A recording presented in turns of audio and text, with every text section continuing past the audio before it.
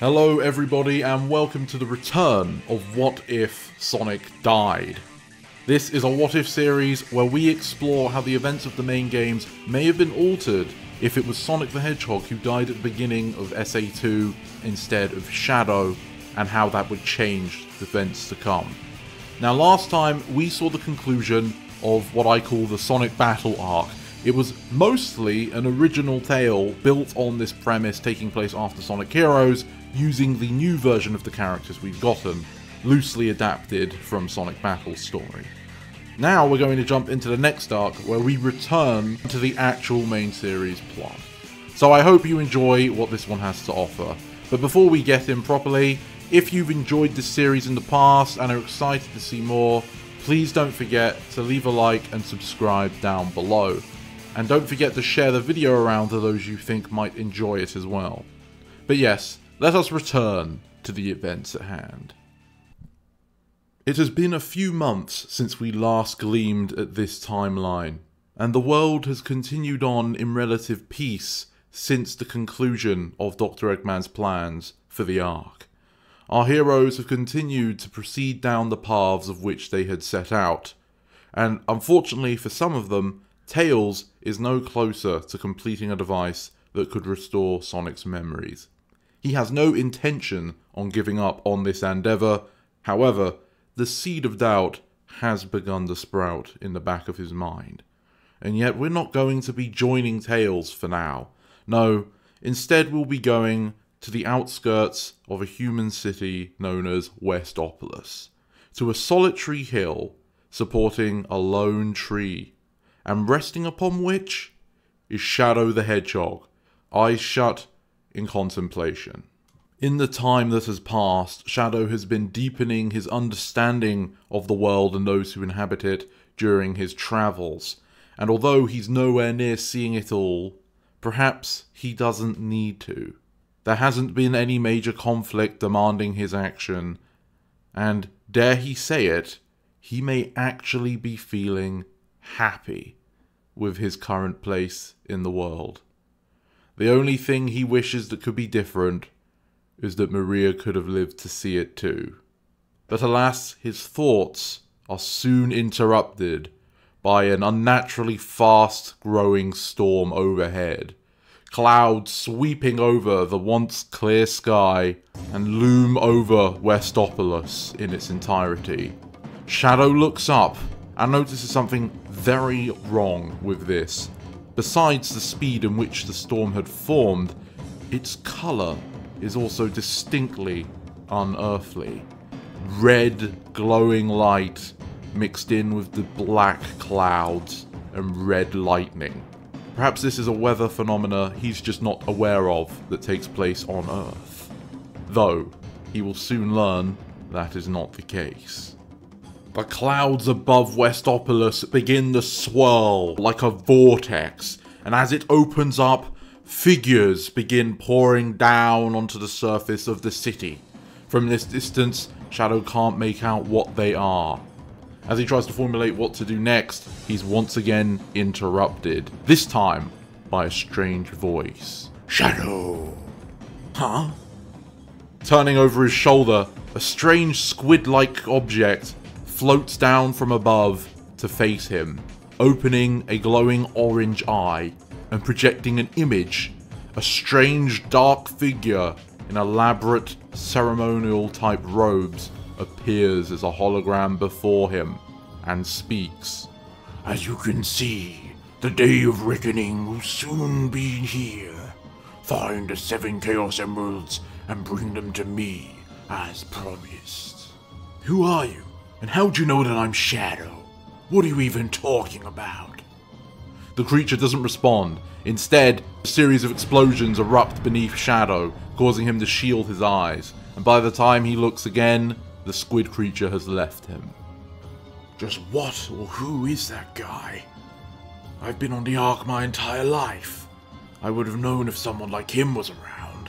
And I certainly didn't see any of Professor Gerald's creations resembling that either. Yet he knows my name, and of the Chaos Emeralds. Not to mention, he seems to believe I made him a promise of gathering the Chaos Emeralds. Shadow grabs his own emerald he kept from his last adventure and looks at it. I keep track of every promise I make, and that certainly wasn't one of them. He looks back towards Westopolis after hearing the sound of something explode. Flashes of light can be seen between the skyscrapers. He clenches the emerald in his hand. I don't know what to make of this, but it's clear it's bad news. If this guy's a threat to the world, then he's an enemy of mine. I don't know how he knows so much about me, but I don't have time to worry about that right now. I need to see what's going on. And if he wants the Chaos Emeralds, then like it or not, I probably need to stop him. And with that, Shadow stows the emerald and skates his way towards Westopolis. Jason takes a moment to clear the dirt off of his brow before taking another deep breath.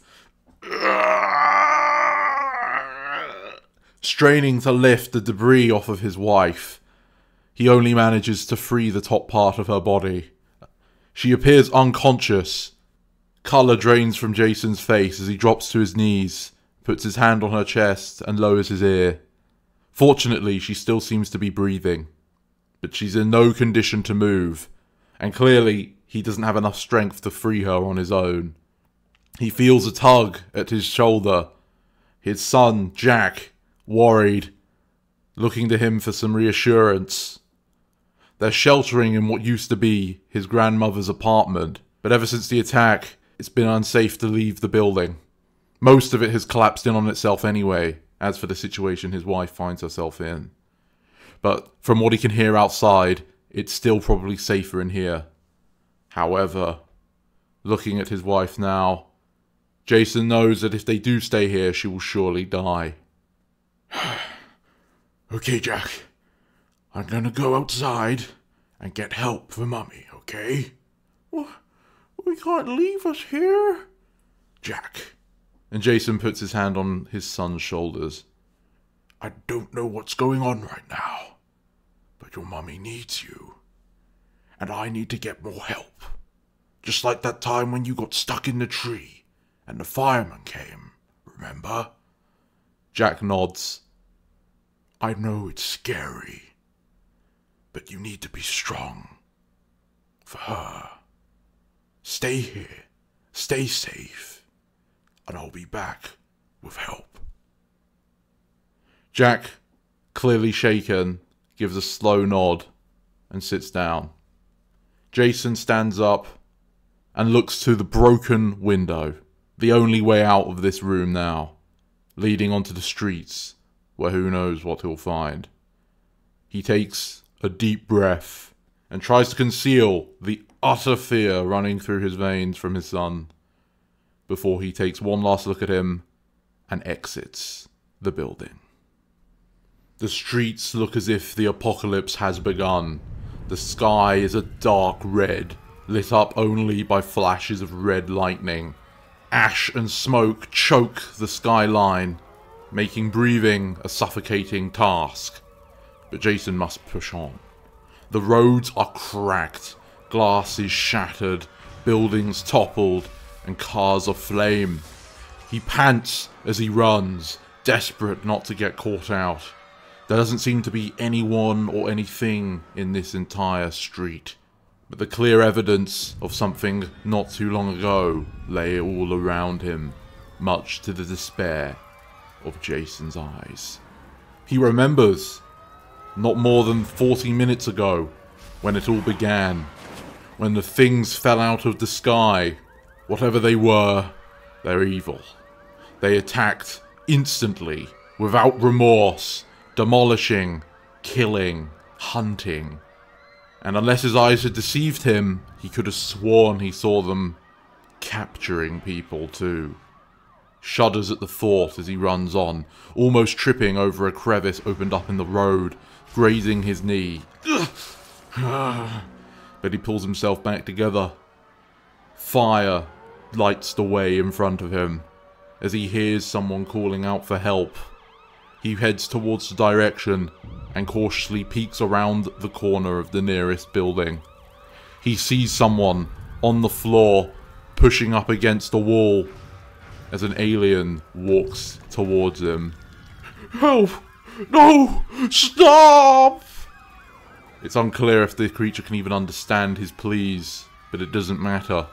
Jason watches frozen in horror at his spot as this strange creature picks the man up by the scruff of his collar, raises him up high, and thrusts what seems to be a sword of some kind straight through the man's abdomen, taking away his last breath. The creature then slowly tilts its giant yellow eyes to face Jason. He takes half a breath as his world freezes over. The alien slowly withdraws its blade from his victim and drops the body on the floor. It flops lifelessly in front as it then points with its free hand towards Jason's current position. A strange garble of noise echoes from it, and then suddenly he spots movement. He looks up. From a crack in this very building, a strange leech-like thing seeps through and starts crawling down towards him. More from the floor. Panic kicks in, and he starts running, yelping, fleeing for his life. He risks taking a look over his shoulder and sees that creature lumbering after him, swinging the purple sword in its arms, whilst these leeches follow. Oh god! Oh god! Oh god! He dives through a jet of water spilling out from a broken fire hydrant and slips onto the floor, fumbling down a slight incline in the road, leading him to a dead end. The rest of the area is blocked off by a burning military helicopter that crashed on the road. Jason can only watch as these invaders approach him. He closes his eyes, unable to open them from fear. But then, the sound of gunfire. Jason opens one eye and sees that the GUN military are on the scene, and they've taken out the alien and the leeches that were chasing him. Only now does Jason take very laboured breaths, still slightly shocked from the fear, his mind overwhelmed with emotion. One of the soldiers comes over and helps him up to his feet. "Are you okay there?" Hi. Jason's eyes wide with adrenaline. He looks the soldier in the eye. "My wife and son are in our apartment somewhere. She needs help. She'll calm down, man. It's not safe out on the streets. You're in the front line. This is a war zone now. My wife, she needs help. We can't spare any troops. We don't know what we're dealing with.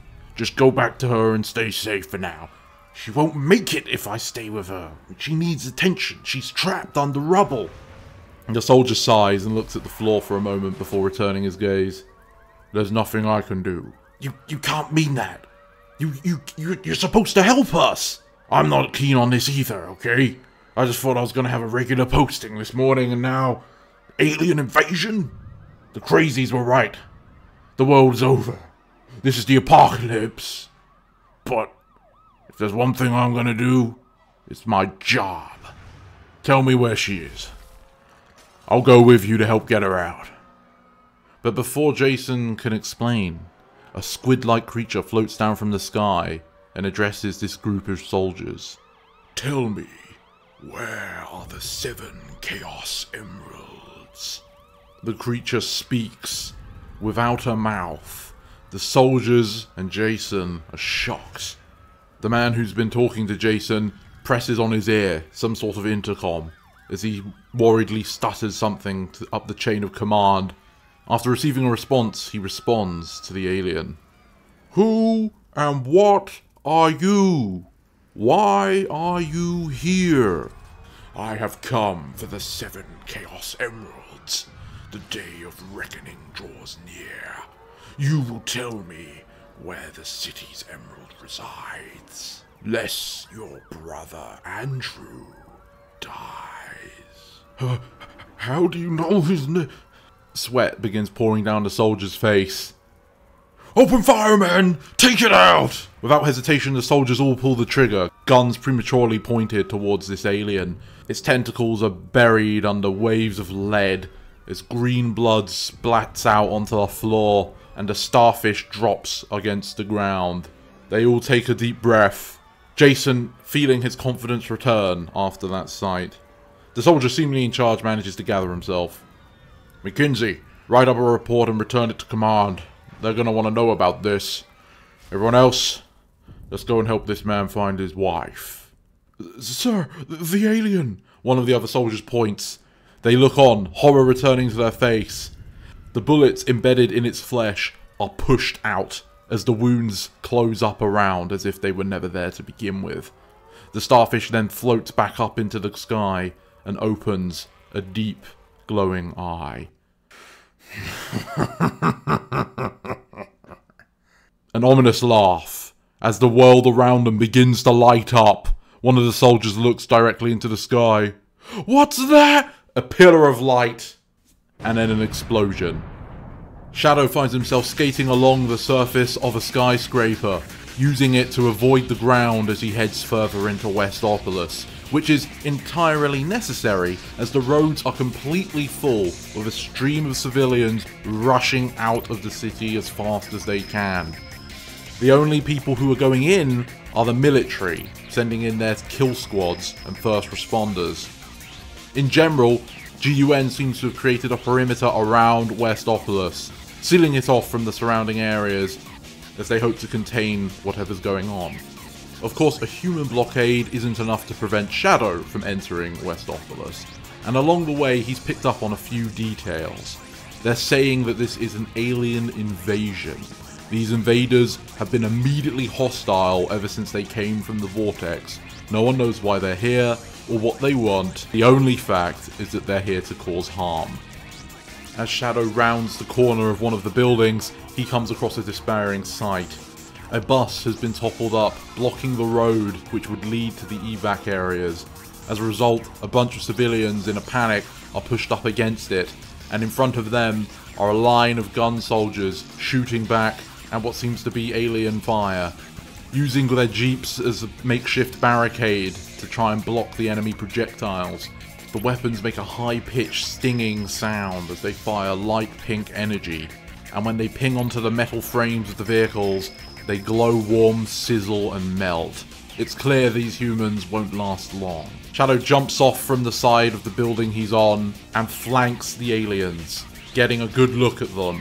They stand fairly tall and have leathery skin. It's coloured black and red, but they have a distinct pair of beady yellow eyes. One of the aliens at the back of the formation turns to face Shadow hearing his approach. It doesn't immediately fire upon him, and instead, Shadow starts feeling a ringing sensation in his head. Heavy, aching, as it exchanges looks with him. He shakes off the feeling though. Clearly, they might have some other powers he's not aware of. But he knows why he's here, and in a flash, Shadow launches into a homing attack, smashing this alien across the face. It lurches back from the blow. Shadow, meanwhile, hopping off of its head, lands on top of another alien and uses his jet shoes to kick it in the back. This makes the alien stumble off balance and allows it to get shot by one of the gun soldiers, killing it in an instant. The other aliens are now aware that there's an intruder behind them. They turn to face it, but the distraction's enough to let the gun soldiers kill the rest of them. The only one that remains now is the first one Shadow attacked. It points its gun towards him, but using his superior speed, Shadow whirls around in a circle, confusing it so he can strike the gun out of its hand. It's a strange, purplish-white object, not like a human firearm. It tumbles onto the floor. The alien sweeps across the air, trying to claw Shadow with its scaled hand, but he simply ducks beneath the attack and then pushes off the ground to deliver an uppercut to the creature's head. Enraged, it clasps both hands together and swings it down on Shadow's position, but again, his speed is too superior, and he whizzes around to kick it in the back of the head, causing it to do a corkscrew spin onto the floor, upon which a soldier shoots it. They look upon Shadow. One of the civilians speaks out. "I think that's Shadow the Hedgehog. He's that one who saved us from the Ark crashing onto the planet. Shadow, you saved us!" The civilians cheer. The soldiers seem to respect him as well. Shadow points out, "The evac center's down the road past the block. If you keep going, you should be okay. I just came from there and I didn't see any activity." "Thanks, but this bus is kind of in the way. The rest of the city isn't safe. Leave that to me." Shadow walks towards the bus, as the civilians and shoulders part ways. Once he's there, he puts his fingers underneath, and with some effort, he manages to flip the entire thing out of the way. How is he that strong? Shadow dusts his hands off. There. Now, if you don't mind me, I've got an invasion to stop. Good luck, Shadow. Alright, everyone, let's move out. The group departs, and Shadow heads further into Westopolis. But what he finds will have to be revealed another day, because this brings us to the end of the episode. I hope you've enjoyed the introduction to Shadow's exploration into the events of his own game. Some things will be different, some things will remain the same, but due to the nature of the original, I'm going to have to try and find out which path makes the most sense to follow for this Shadow that we've been following so far. As usual, if you did enjoy this video, please don't forget to like and subscribe, and let me know your thoughts in the comment below. Also, it would be a great help if you could share it to those you believe would enjoy this series. With that all said and done, thank you for watching this video all the way to the end. I hope you have a great day, and to see you next time. This is the Mighty Emperor, signing off.